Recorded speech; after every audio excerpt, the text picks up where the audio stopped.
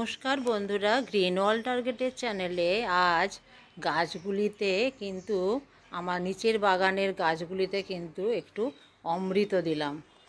অমৃতটা কি আপনারা এতদিনে খুব ভালো বুঝতে পেরেছেন। আর কি পরিমাণ কুড়ি আসছে দেখুন একবার গাছটিতে। এটি একটি এই যে টবের গাছ, এই যে, আর এটি কেমনভাবে লাগানো হয়েছিল আপনারা সবাই জানেন। আর যদি না জানেন তাও একটু বলছি, মাটিতে যদি একটু গোবর সার অল্প থাকে, সেটা পুরনো মাটি যদি হয় তাহলে সেটি খুবই ভালো। তবে আমার গোবর সার থাকে না, যেটা থাকে পাতা পচা তলায় দিয়ে বা শুকনো পাতা তলায় দিয়ে সেইগুলো আমি তার উপর একটু মাটি ছড়িয়ে গাছ লাগাই। তবে এটি একটি খুব ছোট্ট ডগা কিন্তু লাগিয়েছিলাম, একদমই বড় গাছ বা চারা ছিল না। আর ওই অমৃতটি কিন্তু যখন দিই আমি সমস্ত গাছগুলিতেই একবার করে দিয়ে দিই। আর এই অমৃত দেওয়ার ফলে কী পরিমাণ যে কুড়ি আসছে এটা তো ভালো বুঝতে পেরেছেন। এই গাছে কিন্তু আমি আর কিচ্ছু দিই না। এটি একটি হলুদ কলকে, আমি ভেবেছিলাম গাছটি কাউকে দিয়ে দেব, কিন্তু পাইনি এবং পুরো ডালটি কেটে দিয়েছিলাম। দেখুন আবার কি সুন্দর করে ডালপালাগুলি বেরোচ্ছে, খুবই ভালো লাগে দেখতে। আর এখানের এগুলিও খুব ভালো করে পরিষ্কার করে দিয়েছি টেনে। এই যে এরকম আছে থাকে, তো এই যে এরকম থাকে, এরকম করে টেনে দিলেই কিন্তু এগুলো বেশ পরিষ্কার ঝকঝকে হয়ে যায় এবং মসৃণ হয়ে যায়। এই যে দেখুন পুরো মসৃণ হয়ে যায়, খুব ভালো লাগে। একইভাবে আমি পিস লিলিরও এই যে গোড়ার পাতা যেগুলো, এই যে পাতা পচা, সেগুলোকেও কিন্তু তুলে খুব ভালো করে পরিষ্কার করে দিয়েছি। শুধু গাছ লাগালেই হবে না, যেগুলো পাতাগুলো পচে যাচ্ছে, পাতা পেকে যাচ্ছে, সেই সমস্ত পাতাগুলো কিন্তু খুব ভালো করে পরিষ্কার করে দিতে হবে। তবে সেই গাছটি কিন্তু সৌন্দর্যটি বৃদ্ধি পাবে।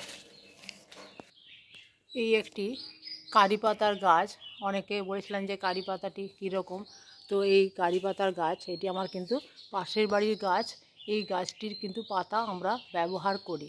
আর এই যে একটি ফুল গাছ, এই ফুল গাছটিও পাশের বাড়ির।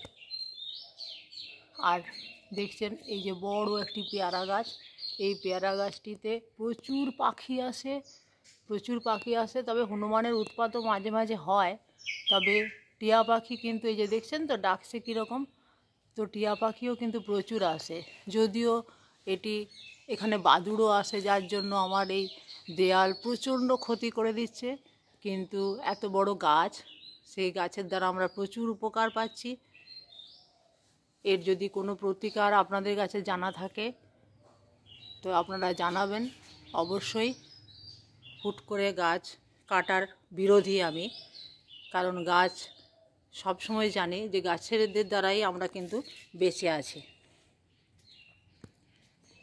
ছোট ছোট গাছ যার যতটুকু সম্ভব, যে যতটুকু পারেন ততটুকুই লাগান। ব্যালকনি, ছাদ, অবশ্যই ছাদের ক্যাপাসিটি অনুযায়ী ছাদ হালকা করতে হবে। আমি যেমন কোকোপিট, হালকা মাটি, পাতা পচা এসব দিয়ে গ্রো ব্যাগের উপর গাছ লাগাই ছাদে কিন্তু মাটির টব তুলি না, তবে তুললে ক্ষতি নেই, আমার ছাদের ক্যাপাসিটি আছে, তবু আমি হালকা করেই যতটা সম্ভব করি। আর যেহেতু নিচে আমার প্রচুর ফুল গাছ থাকে, তাই ছাদে সাধারণত আমি যেগুলো করি একটু সিজন ফ্লাওয়ার লাগাই, আর বিশেষ কিছু লাগাই না। বোগনভেলিয়া, অ্যাডেনিয়াম, যেগুলোতে পরিশ্রম কম, আর বেল ফুলের গাছ, সাদা করবি, টুকটাক গাছ আছে। ছাদটা কিন্তু আমার ফুল, ফল, সবজি, শাক সব কিছুতেই ভরা। আর এখানে যে একটি ছোট্ট লঙ্কা গাছ দেখছেন, এটিও কিন্তু আমার ওই বীজ থেকেই, বাড়ির যে বীজ থাকে লঙ্কার, সেই বীজ থেকে পড়েই হয়েছে এই লঙ্কা গাছটি। আর এই গাছটি কিন্তু অনেক পুরনো, এই গাছটি পুরনো, আমি ডালগুলি সব কেটে দিলাম, আবার ডালপালা বেরোবে। আর বেগুন গাছটিও পুরনো, আবার ফুল আসছে, 2 বছরের হলো বেগুন গাছটি। আর লঙ্কা গাছ কিন্তু ওই 12 পাতা যখনই হয়ে যাবে, একটু বড় হয়ে যাবে, ডগাটা কেটে দিন, ঝাপঝুপে হবে। আমার এই নিচের গাছটির যত্ন হয়নি বলে ভালো হয়নি। আপনারা যারা আমার উপরের ছাদের লঙ্কা গাছ দেখেছেন বুঝতেই পারছেন যে কীরকম লঙ্কা ধরেছে, প্রচুর প্রচুর লঙ্কা ধরেছে। আর লঙ্কা গাছের যত্ন বলতে আমি যা দিই মাঝে মাঝে একটু খোল জল খুব পাতলা করে, আর পিঁপড়ে হলে কর্পূর দিন, একটু গরম জলে মিশিয়ে কর্পূরটা গুলে নিন, তারপর ঠান্ডা করে ছড়িয়ে দিন। আর নিম জল দিন মাঝে মাঝে। পাতা ফাতা কুঁকড়ে গেলে কখনো একটু ওয়াশিং পাউডার বা হ্যান্ড ওয়াশের জল একটু ছিটিয়ে দিলেন। তো মোটামুটি এইগুলো মাঝে মাঝে দিতে থাকলে কিন্তু পাতা ফাতা কুঁকড়াবে না। আর যেটি দেখাবো, এই যে স্থলপদ্মের গাছ, এই সামনে বাসন্তী পুজো আসছে বা অন্নপূর্ণা পুজো, তো তখন কিন্তু একবার এই স্থলপদ্মের গাছে ফুল ফোটে। স্থলপদ্মের গাছে দুবার ফুল ফোটে, মানে অনেকেই 12 মাসই করেন, তবে আমি যেটা বললাম সেটা কিন্তু শুধুমাত্র সিজনের কথাটা বললাম। তো এইভাবেই গাছ করুন। আর গাছের অমৃত বলতে আমি যেটা বলছিলাম, এই যে এখানে আছে অমৃত বলতে পাতা পচা, তারপর সবজির খোসা, ফলের খোসা, এমনকি কোনো ফল যদি পচে যায় বাড়িতে সেটাও সেইভাবে এখানে দিয়ে দিই। আর যদি দুর্গন্ধ দূর করবেন মনে করেন, সেখানে পাতিলেবু বাড়িতে খান, পাতিলেবুর খোসা বা কমলা লেবু, সেগুলো কিন্তু টুকরো টুকরো করে এতে দিয়ে দিলে কিন্তু কোনো দুর্গন্ধ আসবে না।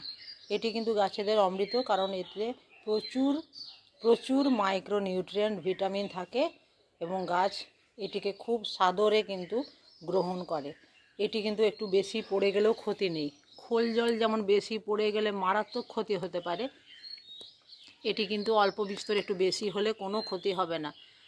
এবং আমি এটি মাঝে মাঝেই দিই, একদিন ছাড়াও দিই, কখনো প্রতিদিনই দেওয়া হয়, 2 দিন 3 দিন পর পর দেওয়া হয়, আবার সপ্তাহে একদিন দেওয়া হয়। তো এটি আপনাদের ইচ্ছে মতো, আপনাদের প্রয়োজন মতো আপনারা দিন। আর যখনই দেবেন প্রাথমিক অবস্থায় একটু পাতলা করে দিন। তো আজকের ভিডিও এই পর্যন্তই। কেমন লাগলো জানাবেন কমেন্টে।